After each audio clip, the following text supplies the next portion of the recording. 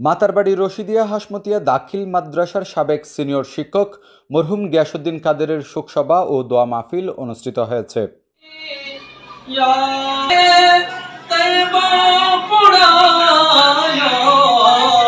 মঙ্গলবার সকালে রশিদিয়া মাদ্রাসার আয়োজনে শোকসভা ও দোয়া মাহফিল অনুষ্ঠিত হয়।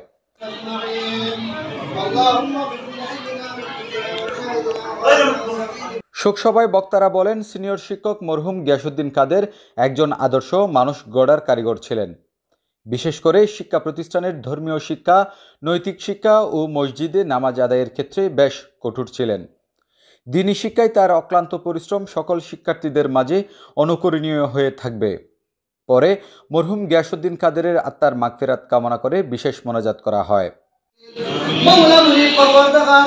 বিশেষ করে গৌসে বগদাদ হযরত আব্দুল কাদের জিলানী সিরুল আজিজুর রূহ পাকে সওয়াব বখশিশ করে দেন।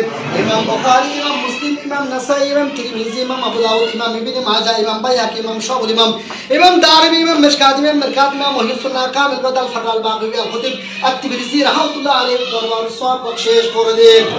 মাদ্রাসার হলরুমে অনুষ্ঠিত শোকসভা ও দোয়া মাহফিলে শিক্ষক, শিক্ষার্থী এবং অভিভাবকগণ উপস্থিত ছিলেন।